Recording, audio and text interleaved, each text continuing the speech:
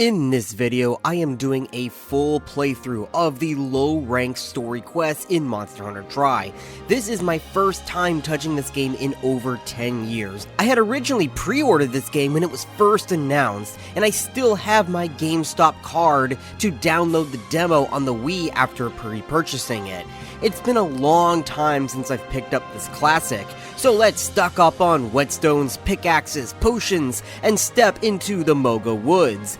This won't be a speedrun or a min-maxed build series, just an honest, nostalgic journey through one of the most unique entries in Monster Hunter. We'll be working through the offline quests one by one, experiencing the progression as it was meant to be, from the early Jaggy hunts all the way to the final showdown with Cedius.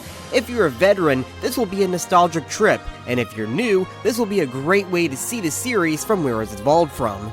Now, unfortunately, the Wii that I originally played Monster Hunter Tri on is broken. I still have it, I just can't play it. So we are going to be using the Dolphin emulator. It took quite a while to actually find Monster Hunter Tri to play on the Dolphin emulator, but I eventually found a workable version with all of the gameplay elements and cutscenes intact. Now it was to create my character. And by the way, I did hook up a PlayStation 4 controller, so that is what I will be using. More on that in a minute, but now let's launch into the game, where we are greeted with a cutscene setting up the story for the game. It's basically a way to tell you that this little fishing village isn't all as peaceful as it seems, as there are earthquakes shattering it to its foundation and threatening the lives of the villagers here. So, you, as a guild representative of the Monster Guild, is sent to investigate on what's going on. The start of Monster Hunter Tri is vastly different from any of the Monster Hunter games that you are probably used to if you've not played the third generation of games, let alone Tri. First of all, you only start off with 2 weapons. Nope, you don't have one of each type of weapon that you would normally have in any other game, especially the newer games. You only start off with Sword and Shield or Greatsword. And you don't start off with any form of armor, though they do give you a little bit of money to start off with, which is best used to get a head start in buying armor or buying the weapon you actually want to use. By the way, half of the weapons don't even show up, so you're not going to have dual sword, there's no hunting horn, while there are replacements for the hunting horn in terms of different forms of items. That's pretty much it. You are limited on what you can and can't use. Now then, as I step into the world here to do my first tutorial mission out in the world, or at least Moga Village, you're going to see I am going to be experimenting a lot with the controls, as again I am using a PlayStation 4 controller. The last time I played this game was on the Wii, and second of all, the controls play a lot different. Even when I tried mapping it to be the same as a newer game, it didn't feel right. Some of the mapping has been changed, or is changed rather, from like Monster Hunter World or Wilds for an example, so it's going to take a lot of getting used to. And at some point I had to turn off the game to go into the Dolphin emulator and change up the controls to be more to my liking. And now it's time to do my first quest, which is to gather raw meat. Again, I might hit the item use button when I don't mean to. That's going to happen a couple of times, especially in this early game. When I want to attack something, I'll use an item, and it's led to a little bit of frustration here and there, but I do successfully manage to loot the meat. But before I can find the chieftain's son in order to progress to the next tutorial mission, I go around Moga at least as much as I can, because most of the island is restricted to 1, 2, and 3, at least in terms of the areas. I gather honey, I gather herbs, and anything I can to help give me a little bit of a boost, because you'll soon figure out that harvesting and gathering resources is a must in this game. It's not like other games where they just kind of give you the resources, or it's much easier to obtain. In this game, you really gotta work for what you want. Now, this is where I meet Junior. You're originally supposed to go to him first, and he'll give you the quest to go get the meat, but I had already gathered it, so I give it to him right there. He'll then say he'll want resources in order to build up the tent. This is now introducing you into the resource gathering system, where you can either use money or resources in order to buy certain things. Some are only bought with money, and some are only bought with resources. And resources, again, are a pain in the butt to get. They are much harder murder, and there's plenty of times in this game where I found myself short on money and short on resources all the way up into the Seedious Battle, because again, it doesn't play around with gathering in this game, but I still need armor, because even the small creatures that I now have to go and hunt to get resources to build my first tent are going to kick my butt. So a little bit of armor is better than nothing. I use what little money I have to buy a tiny bit of armor, basically just legs and gloves and boots, and I sell my weapons that it gave to me in order to buy a lance, because I would rather use a lance than a sword or a greatsword. It's also beneficial to buy a couple of supplies here and now, just so you have it in order to get started. But most of this you can gather out in the world, which is what I do. I gather some herbs, I gather whetstones, and I go to start gathering my resources in order to build my first base of operations. And that's starting with killing kelbies and jaggies. The kelbies are not really that hard, they just kind of hop around everywhere. The jaggies, on the other hand, while later on in the progression, they just become an annoyance. Here, they can hurt you very much if you do not pay attention. They can swarm you and basically bite your ankles until you bleed to death. I'm going to attribute most of my failing here in the fact that I had to use the PlayStation 4 controller, which I still wasn't used to the mapping of all the different abilities, and also the more rugged movement of the character itself. With newer games, the movement is a lot more fluid, and the animations of the attacks are a lot faster. Here, not so much. But I still managed to take out the jaggies, even if they only give me a few points for each kill. After that, I cook up some meat, because you are going to want that in order to raise your stamina bar. And there's no way to get them on the side. You have to go out and use the barbecue spit for each one. Though later on you can get the double barbecue spit to make it faster. Now it's time for the dreaded cave quest. This quest stuck me when I was a kid. At least, I was in high school when this game came out, but kid. Anyway, yeah, this cave, well, right now it's bright enough that I didn't need a torch. I don't know if that was just my computer or the game settings that I set it to when I was first launching it, but yeah, I could see without using a torch. Normally, you would need a torch because it is pitch black. And on the other hand, this iron ore is hidden inside of a crack in the wall. So yeah, this really stuck me when I was a kid, but at least now I know where it is. And also, the pickaxes you have to purchase. It does not give it to you when you start this quest. And the pickaxes will break. Yes, pickaxes, bug nets, and a few other things have durability, so you are going to have to bring multiple of them. But after gathering all of the iron ore, I bring it back to the smithy, turn in my quest, and he gives me something to upgrade. I wanted to upgrade some of my stuff right then and there, and buy new armor, but I lacked funds and I lacked resources, so now it was time to go to the farm. Right now, I only have access to one plot, and I can only harvest for 3 days. Eventually, I will be able to upgrade the farm in order to have 3 plots, and upgrade the various manufacturing sites like the honey, herbs, and other stuff in order to be produced for longer and for more product. But I don't have any of those resources right now, so I'm just going to have to put what I can in to grow, which is basically just herbs or blue mushrooms, and continue into the next quest. We finally reached the ocean. This is the part of the tutorial where you get to swim for the first time and hunt some fish. Now, fish in this game is not like the other creatures where you could just run up and stab it and it dies. Here you have to use the fishing harpoon in order to kill it properly and to gather. If you don't use the fishing harpoon, the fish will run away. Now, these guys right here, the epioths, are not really considered fish, so you can just poke them to death and they'll just die and you can loot them. But fish in terms of sharks or actual big fish, catfish, which are now known as the gaiju, anything like that, you will have to use the fishing harpoon.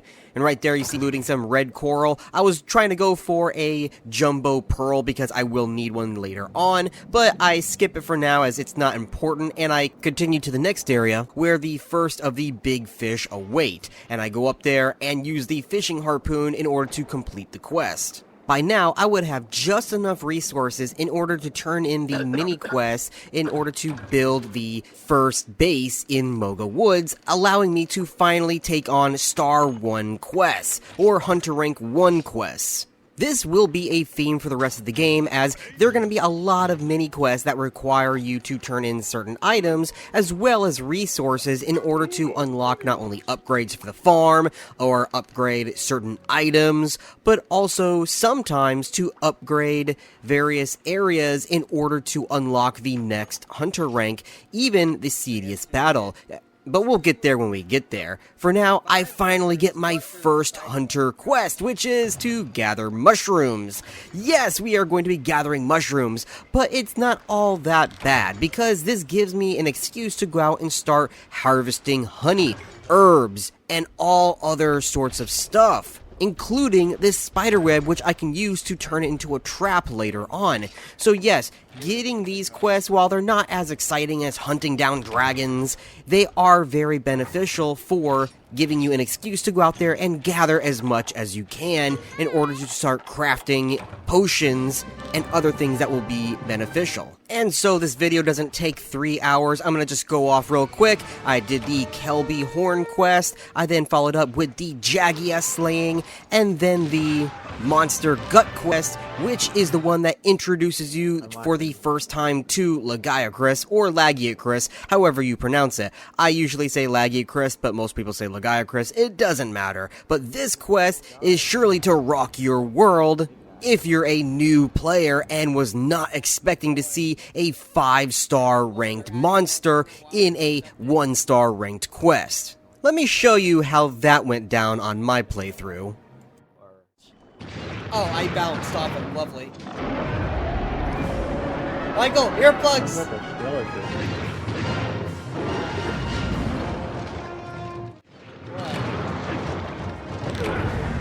Oh, okay, he just one-shots me. Now, while it is possible to kill the Lagiacrus in that quest, I was not successful, so I finished it as you were supposed to do it normally, and I went to the first urgent quest, which is to kill a bunch of Ludroth. Ludroth are going to be the first aggressive creature you fight underwater, with the exception of the last quest, and it took me a while to remember how to fight underwater, as, again, different controller, different time, but once I figured it out, I was able to quickly dispatch the Ludroth and return back to Moga Village, where the trader has finally reached the town. This is the point of the game where not only does he show up every few days in order to trade you rare resources, but now I have unlocked the cat chef that you see kind of there at the bottom wearing the blue.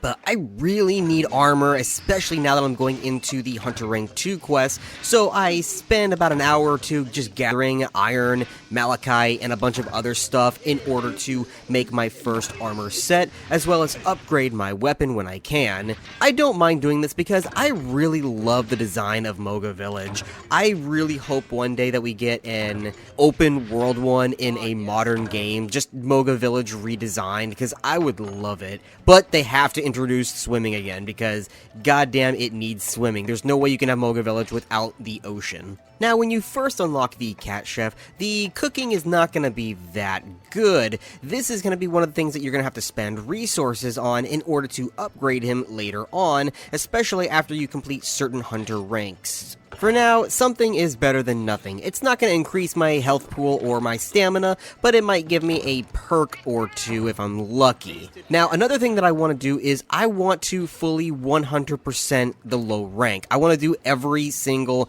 quest, which might not be completely in this episode because there are some quests post-game that I'm going to be saving for the next episode, which is mostly going to be high rank if and when I do get there. But since I've already spent about 3 hours in the tutorial, I am itching for my first big monster fight, which is going to start with the Great Jaggy. The Great Jaggy is a fan favorite, sure as hell my favorite drome, or great creature of, you know, all the different varieties from the different games, and he is just so cool to look at. He looks realistic, the sounds and the various calls that he does to summon the little baby Jaggy are just great. And then I remembered I was playing an older Monster Hunter game. Yeah, I used to take out this guy no problem, but it caught me off guard. Not only does he hit really hard for a entry-level monster, and the fact that I'm not wearing full armor yet, but the little Jaggies are little shits. They will constantly attack you and stun you, and pretty much annoy you the entire fight, with the Great Jaggy only summoning more if you manage to get rid of, some of the pack. I don't think it helps that I'm really used to playing Monster Hunter World and Wilds now, where the monsters are just dirt easy. I mean, World is not that bad, it's definitely got some challenge into it, but Monster Hunter Wilds is absolutely just piss easy, and I think it just kind of, softened me a little bit. So I'm gonna have to remember, this game does not play around, and when I remembered that, I eventually did take out the Jaggy. It also didn't help that I had no potions whatsoever, but now that the Jaggy is dead, I've unlocked the desert area. Now again, I'm gonna go through real quick and spitfire out the smaller quests just to get them out of the way, and we can get to the bigger fights later on.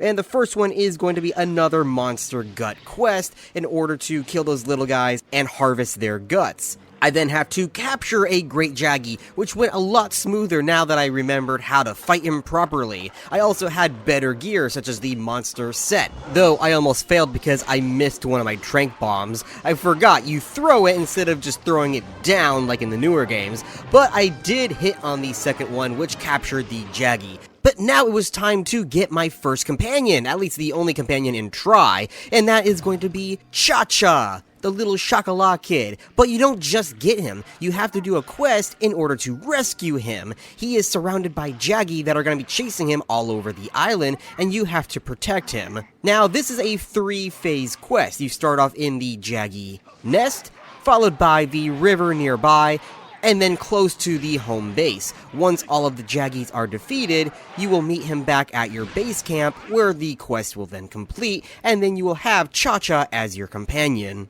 He is essentially the Palico of the game, as there are no Palicos. You can also outfit him out in different masks that you can do from doing the mini quests that you have to turn in the resources and other items, and you can outfit them out with different abilities for him to aid you in your quests. And just like the Palicos, if you don't want him in order to make the game a little bit more challenging, you can leave him home. But now I head back into the desert where I do the Run-a-Plos quest. And this one is easy enough, you just have to kill 8 Run-a-Plos.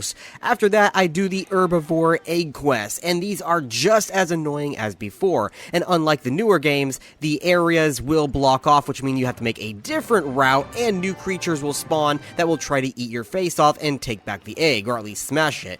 And once you complete all of those, you will have unlocked the Flooded Forest, which is a really neat area. Now, this area was reintroduced in, I think it was Monster Hunter Rise, where you can actually go up to the top of that temple and all the different areas, and it was really cool. But something that Monster Hunter Rise does not have is the underwater swimming, which definitely completes this map in order to, explore the various depths of the flooded forest itself. So yeah, if Monster Hunter Rise had swimming in this game, that would be amazing. And right there is going to be the Gaiju, which you would have seen in the newer games, only they're called the catfish here. Now, this quest is easy enough. You just have to kill, I think it was like 7 or 8 Ludroth, basically the same exact quest that we did earlier, just in the flooded forest. After that, I went and hunted down 12 Nahabras. I believe the B is silent, so I say Nahabras.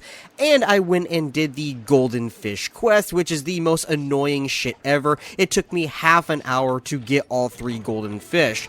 Yeah, that quest just needs to go. That is the worst quest in this game. And finally, I do the Red Coral quest, and I also kill some sharks for the subquests. Subquests are unique to this game, and I think some other games as well, but it's definitely not in the newer games, where if you complete the subquest, you could turn in the quest for partial reward, and it's a way to get out quick if you're, unable to finish and you don't have to abandon the quest. But now it was time for the next large monster fight. So I eat, I get all my supplies, and I ready up to fight the Qurupeco, another fan favorite. definitely a theme. There's a lot of fan favorites and personal favorites in Monster Hunter Tri alone. So yeah, now it's time for the Qurupeco. The Qurupeco is definitely unique, and as I said, it's a fan favorite, and a lot of people have been requesting to have this one in some of the newer games because of its unique mimicry ability. So what it does is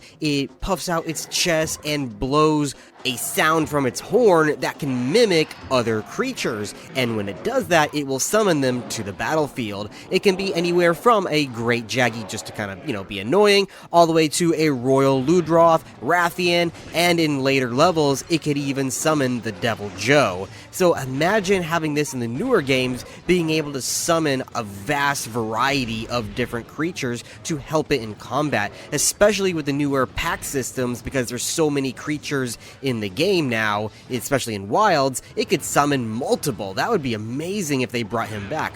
But anyway, this creature is not really that difficult. I would say the worst thing is that a lot of my attacks are bouncing off. This is definitely where I'm feeling the lack of upgrades in my weapon, as you see, most of my abilities are bouncing off, doing reduced damage. You're still going to be doing damage, just not as much, so it takes me a little while to take him out. His abilities are easy enough to dodge, especially his flint abilities. But if you do happen to get hit like I did there, you just have to roll into the water and it will take off the fire debuff. You will also notice that the Great Jaggy is there. This is the very first unstable quest that you will come across. Now, I do manage to take out the Qurupeco, and this is actually kind of funny. So I went to set bombs, and I wanted to place the barrel bomb, but I accidentally hit the whetstone, which allowed the Renaplos enough time to charge and wake up the Qurupeco. But I do get the bombs off. It just would not have done as much damage as it would have if the Qurupeco was still sleeping. You do have to watch out because those Renaplos are assholes. They will do that to you all the time, whether it's mid-combat, trying to do a bombing run where they're asleep, or just anything else that you're trying to do within this game. Now, I do block all of the attacks right there, but after one more poke, it takes out the Qurupeco. And now it was time for the next quest, another large Monster Hunter fight. It's going to be the Royal Ludroth. Now, I was talking about unstable. You see there under environment, it says stable in green letters. If it was red and said unstable, that is when you can expect other larger monsters to be in the area. But seeing as this one is stable, he will be the only large monster on the map for this quest. Now, the Royal Ludroth is basically just like the Ludroth we fought earlier, only he's bigger, meaner, and he has a mane made of sponge. Yeah, and he can definitely take you on out of the water as well. As you see him rolling, he can slam, he can spit water at you, and he does a lot of attacks on land. But when he's in the water, he does different abilities that are more in a 3D space. We'll get there when we get there, but a lot of the abilities with the various Leviathan type creatures are shared amongst them. So you'll definitely see some abilities here that the Lagiacrus could also do later on in the game. I do get in some good hits, as you'll see there. I pop off his mane, which allows you to get some quality sponge from it. And in this next scene here, when we're fighting underwater finally, is when I pop off his tail. This was a pretty good fight, and it lasted about 15 minutes until I finally defeated him in the underwater cave. Of course, then I go and I fight him again in a different quest in order to capture him. This one I almost failed again because he didn't want to go into the trap, which you cannot pick up traps in the older games, but he eventually charged me, I threw my Trank Bomb, and I completed the side quest. Now it was time for the infamous Barroth Barrier. Back in the day, this was the first actual challenging monster. That is why it is called the Barroth Barrier. He will stop your momentum dead, especially if you are not prepared to take him on. Now, unfortunately, I have still shit weapons, gear, and yeah, this one is not gonna go so well. I figured I could take him on now because, well, I fought him back in the day plenty of times. I put him on farm, and even in the newer games, he is pretty much, easy to kill. He's not even remembered in Monster Hunter World that much. But as I joined up, I then remembered why I remembered him so much in Monster Hunter Tri and not so much World. That's because in Monster Hunter World, they nerfed the hell out of him. And here, he gets the respect he deserves. His charge ability will absolutely one-shot you, and again, if you're not geared or prepared to take him on. Not only that, he uses his tail quite frequently, and his mudslinging abilities are much harder to avoid than in the newer games, and will cause further detriment if you do happen to get mudballed. I am also frequently bouncing off of his mud armor, and even when I get the mud off, I still bounce off of his thick hide. So yeah, this is really where I'm gonna have to upgrade my weapon and my gear, and I only had one potion left, so you saw how much damage he did there, and I had also a Monster Hunter moment is what I deemed them. Anyway, yeah, this is gonna be the first quest that I abandon because I know I'm not gonna be able to take him on now. I'm gonna have to go and grind up better gear, better weapons, and try again later. Though this is perfect timing because as I go to see what I can upgrade to, I notice that I unlocked the Switch Axe. The Switch Axe you don't have from the start of the game. You unlock it as you progress. Same thing with the Longsword. Now, I remember playing with the Switch Axe back in the day, and it was really fun to swing my Wii Remote around and feel like you're actually swinging the weapon. I haven't played with the Switch Axe since Monster Hunter Tri, so I figured, you know what, might as well relive the nostalgia to the fullest and play with the weapon that I played with back in the day. So I made the baseline one and I went to practice on the Jaggi, which I took out in roughly just a few minutes. So now I tried again with the Barroth, and I also had a couple of more pieces of armor that are different. However, it wasn't quite enough as he was still steamrolling me, though I did get a lot farther than last time, as the last time I think I only lasted a few minutes. Here I managed to go for at least 25 minutes, and I think I almost got him all the way down, but unfortunately it wasn't quite enough to get the Barroth down. So I leave the quest once more in order to do some more upgrading, get some more armor, and then I try again for a third time. As you see, I now have Renoplos armor and green sharpness. The green sharpness definitely was felt because I went through his armor like butter. But with this weapon, the green sharpness only lasts about 5 hits and then I have to resharpen. So yeah, I'm still gonna have to upgrade it, but it went a lot better than the last 2 attempts, and faster. But now with Barroth finally down, I get my urgent quest to slay the Gobel. This is the stuff of nightmares. This monster used to frighten myself and my cousin when we used to play back in the day. He is the terror of the depths. He will come out and try to ambush you and as well as prey. While he is fought mostly underwater, he can be fought on land as well, though it is more rare. He doesn't tend to stick to the land and would rather be in the water because, you know, he's a big fish. He has a lot of biting abilities as well as abilities that will suck in the water, trying to pull you in as well. He can on a rare occasion use his lantern to flashbang you, but it's more rare. When he's underwater and he is fully enraged, he will puff up and use his spikes as well, either from hiding underneath and shooting his spikes upward to try to grab you that way, or by rolling in a big ball. Either way, you will bounce off of him if you don't have green sharpness. So this is definitely where upgrading your weapon is gonna have to come into play. And right there you see the flashbang. I tried to look away from it, but it still managed to get me. The flashbang, like I said, is rare. I think I've only seen it like once, maybe twice, in the amounts of times that I've had to fight him. But eventually he does go down. It only took about 20 to 25 minutes. And with the urgent quest completed, I've now unlocked the snow biome, which this zone, as well as the desert biome, especially during the daytime, has really bad bloom, which is making me think that definitely the brightness is turned up way too much. Again, I don't know if it's the game itself, or the emulator, or just my computer, but it makes certain areas of the desert and the ice area almost like you can't even see. Anyway, the first quest in the snow biome was to slay 20 baggy. Yeah, 20. It was crazy. And now I have my first quest to repel the Lagiacrus. This is the first proper quest where you're going to be hunting the Lagiacrus. Now, it is only a repel quest. Most of the time, repel quests give you a time limit of like 15 to 30 minutes. This one, you will have the full 50 minutes in order to hunt him, though he's, again, not that hard. You could probably do it in about 5 to 10 minutes, as it's not going to have his full health pool. He's also going to not have his full attack patterns either. But by the end of the quest, you will be fighting him in the water, while the majority of the quest, he will be on land. Once you get him to the water, you at least know you're getting close. After a few more hits, he will eventually swim away, with injuries that he had sustained during the fight.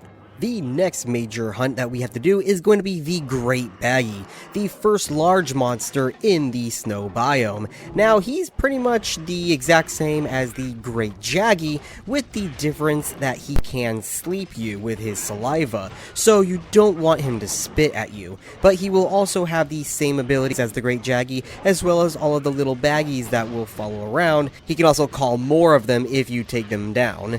So, yeah, this one is pretty much straightforward. He's not that difficult, and you could pretty much take him out in about 5 to 10 minutes.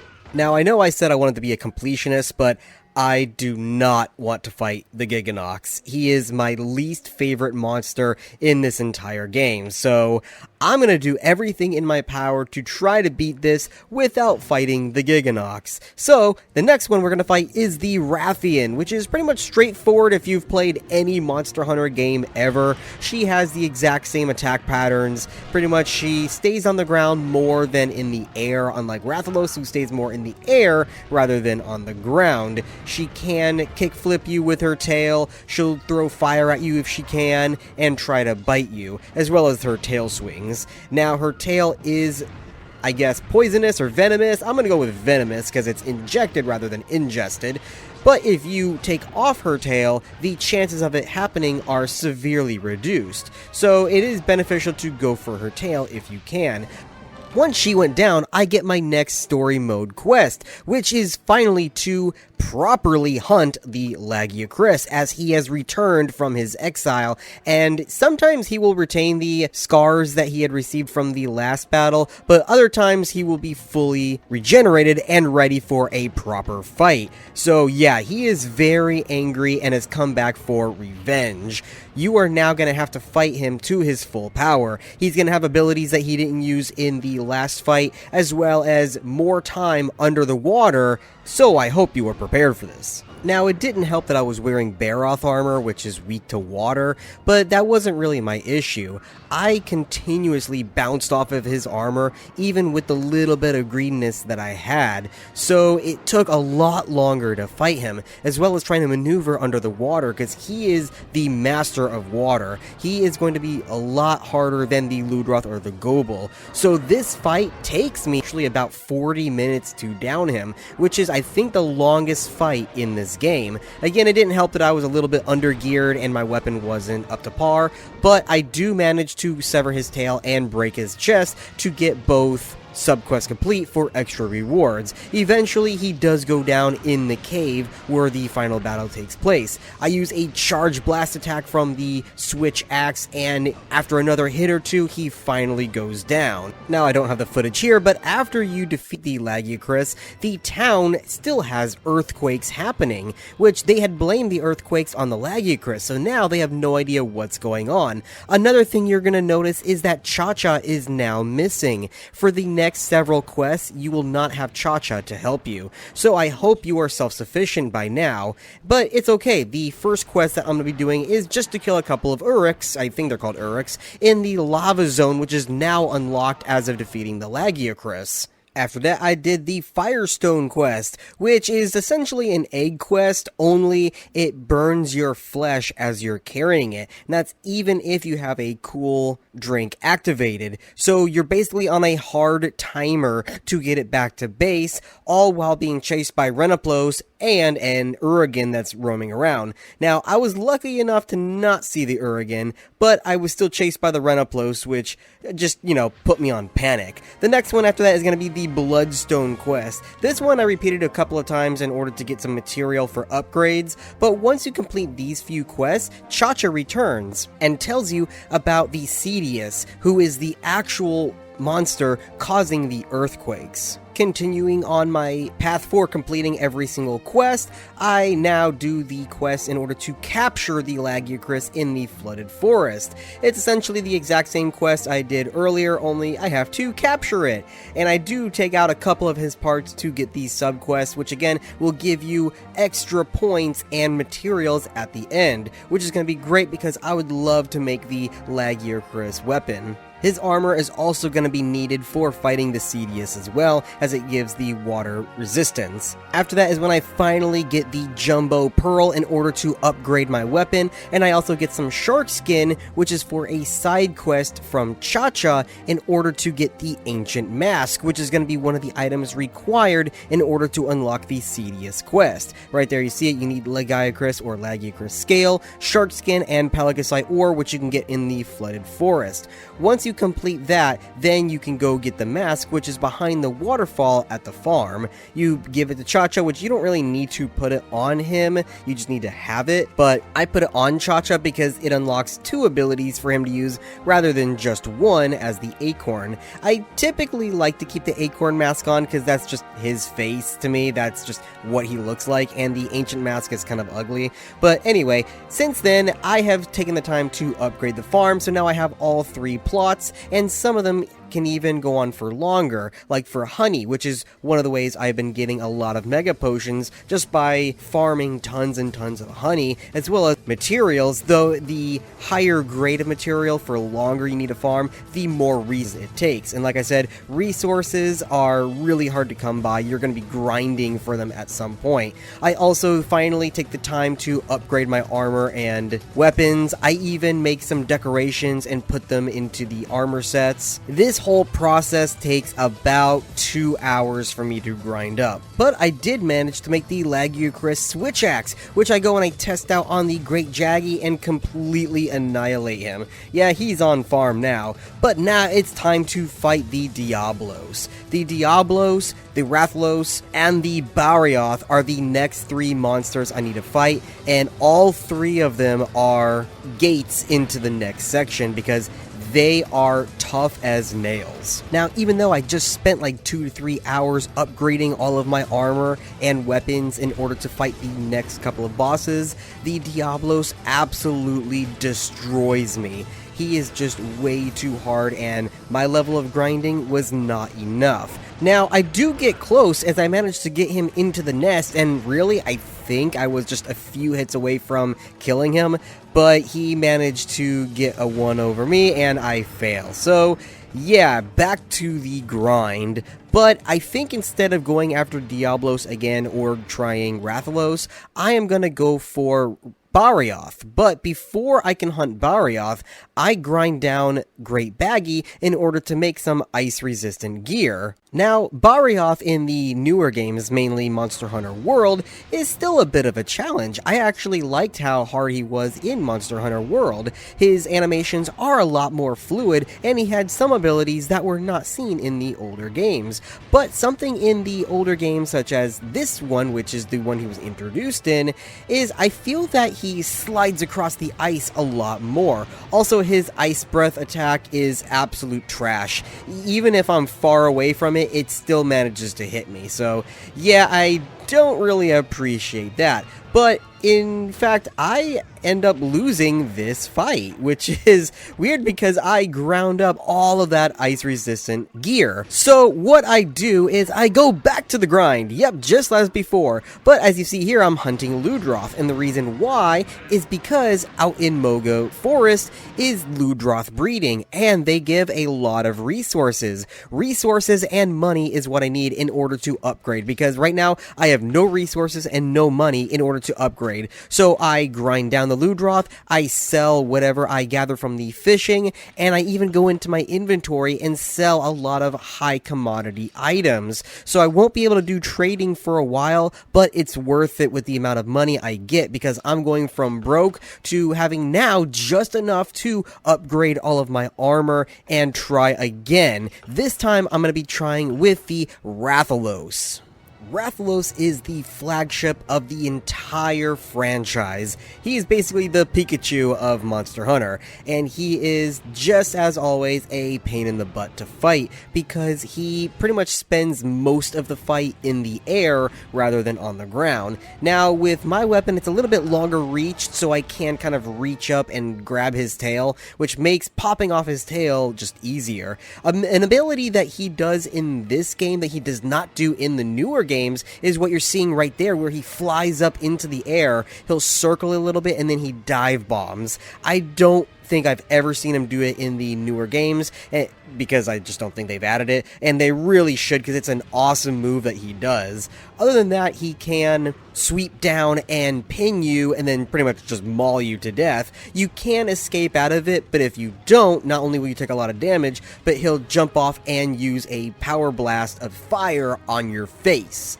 Luckily, I managed to get out of it that time. Unlike the other two monsters, Rathalos I actually managed to defeat. I think I may have fainted once. I don't know, it's been a while since I've played it as of, playing it versus recording and editing, but I do manage to take out the Rathalos first out of the three. So that definitely gave me a boost in confidence, and I was ready now to try again with the Barioth.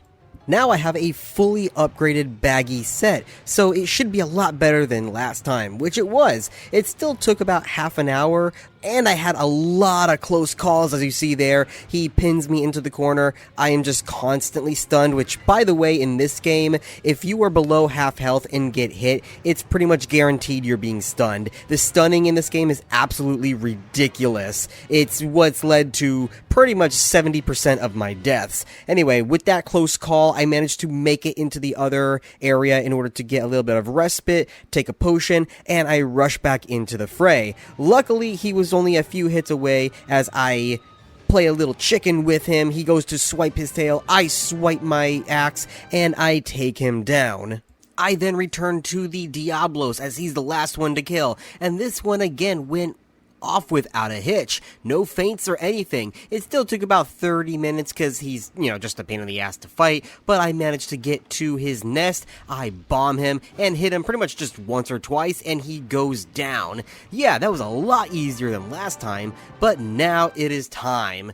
Cedius awaits. But before I can get to Cedius, I'm required to do a mini quest in order to gather resources and some supplies in order to make a base outside of where the Cedius has been spotted, which one of the items is, it is a flabby hide, which you can only get from the Giganox. So, unfortunately, I will not be able to complete the game without fighting the Giganox, because even though he is not a key quest in order to progress the story, he is required in order to get that item to make it. So, alright, here we go. My least favorite monster of the franchise, right next to Khezu, is the Giganox. So what's funny is that I always thought that the Giganox had black skin, or at least like an ashen gray skin, but it turns out he's pale, almost like a light gray or white color.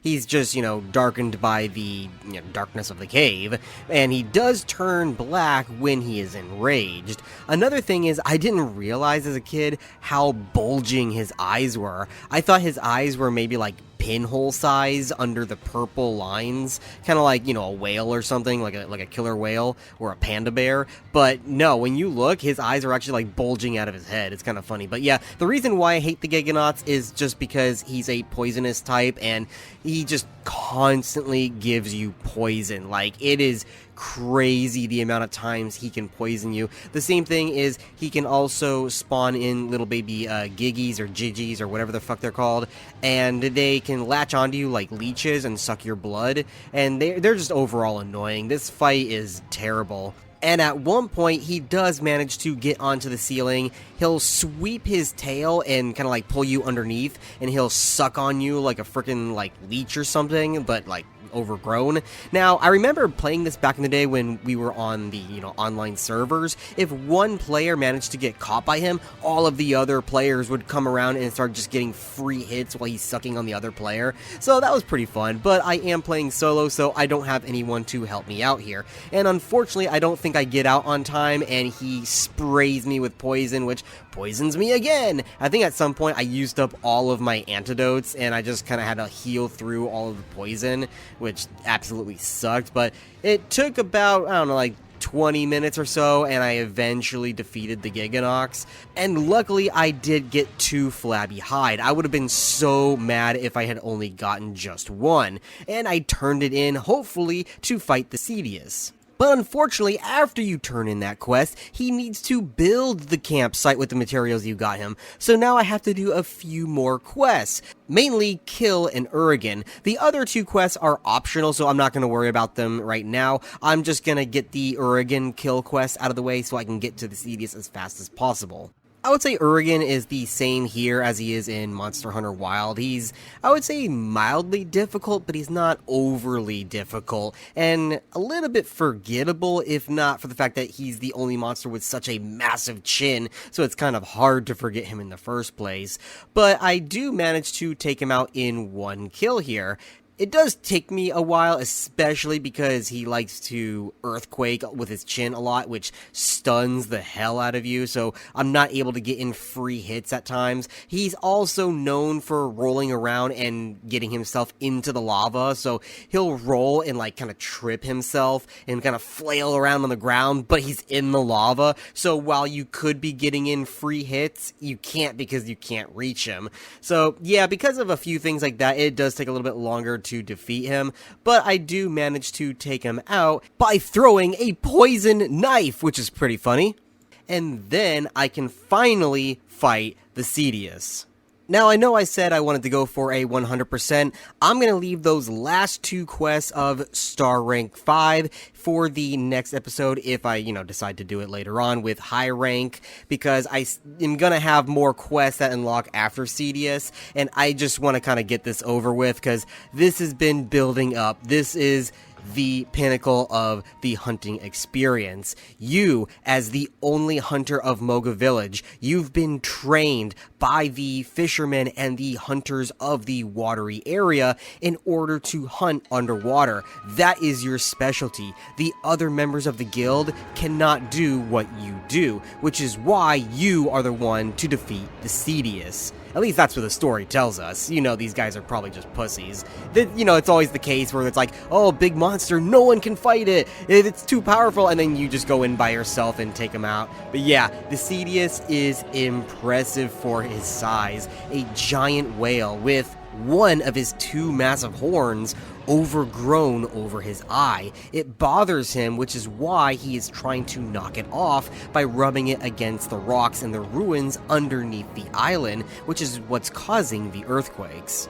I really like his design, how his body kind of looks like a whale. He's got almost like the mane of a lion, he's got the tusks of a bull, and the face of a Dunkleosteus, which is amazing. He's one of my favorite creatures, pretty much my favorite, story mode endgame bosses, and he comes in 2 phases. Now, what you're seeing here is Phase 1. He's basically gonna ignore you for Phase 1 with, an attack here and there, but the attacks are not really aimed at you, they're just, hey, I'm bothered, I'm gonna shake my head around, or hey, there's a rock wall in the way, I'm gonna try to break it open. So if you happen to be in the way, that's the only way you can really get hit, though you want to stay clear of his body when he's swimming, as just like other larger monsters like the Laoshan Lung, if you get near his massive body while moving, just the weight alone will hurt you. So swimming up by his head or kind of steering clear of it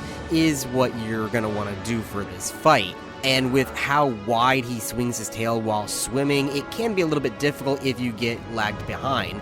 Now then, once you get to a certain point in his health pool, he will speed along to the end, or if he gets to the end anyway, you will start phase 2. I managed to get into the arena before he did, which is why I'm looting stuff there and refreshing my oxygen before the cutscene plays. But once he does manage to catch up and make it into the second arena, he will now trigger the cutscene where it is the final showdown between you and him.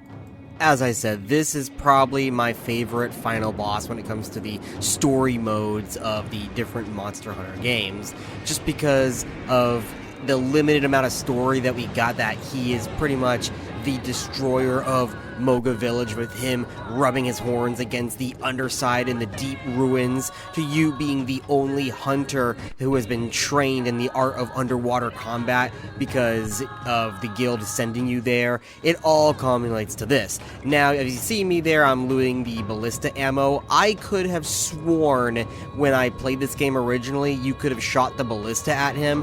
It is a bit of a Mandela effect. While I am kind of correct, you can. It was only in Monster Hunter Tri Ultimate, because I remember doing that to the Goldbeard Cedius in multiplayer mode, where I would hop onto the ballista and shoot. But in Monster Hunter Tri, you cannot do that. At least when I was playing there, you cannot utilize the ballista, but you can still loot the ammo for some reason. It may have been a cut feature that was later re-added. Now, right there is me waiting for the Dragonator. He'll go on like a specific route at some point in the fight, and when he does that, he'll go right up to the Dragonator, and that's your cue to use it. Normally, this will pop off his horn right then and there. If it doesn't, all you gotta do is swing once or twice, and it'll pop clean off. You'll see me doing that there in a second. Now, this is a repel quest. You only have 35 minutes in order to beat him, but you don't have to kill him, you just need to repel him. Now, I do believe it is required to pop off his horn in order to trigger the repel. If you don't do so, it will not work. But besides popping off his horn, you can damage his beard, you can also scar up his backside, and I think one or two other things you can do, which I managed to do, I think all of it except for his beard in this run, which is perfectly fine. I actually managed to beat him in around, I think, 20 to 25 minutes, but again, most of that is phase 1 traveling around. His abilities will hurt you really bad, like they hit like a truck, but he is very slow, so it's very easy to dodge out of the way, except for his water beams, like that one right there. They have a very wide range beyond just the beam itself. You want to make sure you are clear out of the way when he goes to do that, because you saw before that last one, I got hit even though it was indirectly. After a few more moments of fighting him, he finally gets repelled, and the fight is over. Whew, man, that was an ordeal. I believe I played about 36 hours in order to complete the low-rank story mode quest. Now, also keep in mind, a ton of that time was spent gathering, upgrading, getting resources, money, gear, equipment, all that fun stuff. But it finally led to this, the defeat of Cedius, and now I can finally watch that final cutscene of you returning triumphantly with the villagers all celebrating your victory, having a party, cha-cha dancing. It is the best feeling ever, and it's so nostalgic for me to see it all over again. But now, for the hero of Moga Village, what are you rewarded with for defeating the mighty Cedius?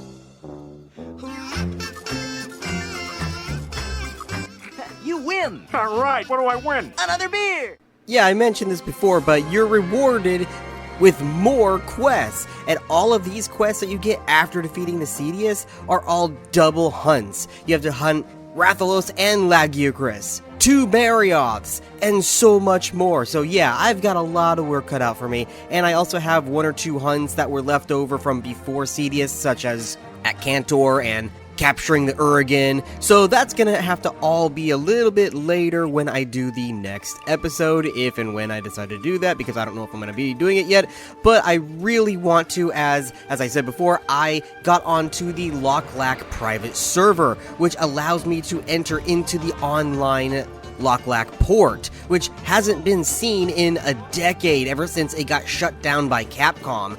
I popped on it briefly just to get this cutscene here and to see what the population was like. It seems that the population of the server fluctuates, because when I had joined previously, there was only like 3 people online, unfortunately, and they were all on different servers. But from when I was asking on the Discord server, it can go as high as 30 or more players online at a time. I just need to find that sweet spot, but definitely I would love to play. But until then, I can spend my time playing on the single player, finishing up and completing all of those quests, getting a full Cedius set, and that'll allow me to at least do low rank by myself, so I don't really have to wait around for players to, you know, fish up some golden fish and stuff like that. I don't think I'm going to be going completion for the online mode, because that's going to be a little bit too much. I'm just going to focus on key quests, and then once I get into high rank, then I'll focus on getting more gear. That's at least the plan, again, if I decide to do this, because this was already a long video. Like I said, 36 hours of gameplay, so I've got a lot more ahead of me. But anyway, I released a full review, at least a retro review, on my main channel, Excaligator Reviews, so make sure you check that out on my main channel. Subscribe to this channel if you want to see gameplay footage of various survival games and some retro games coming up, like this one and some other ones that I have in mind. So this channel for gameplay, the other one for reviews. And until then, I will see you next time. Florida Gator Man out.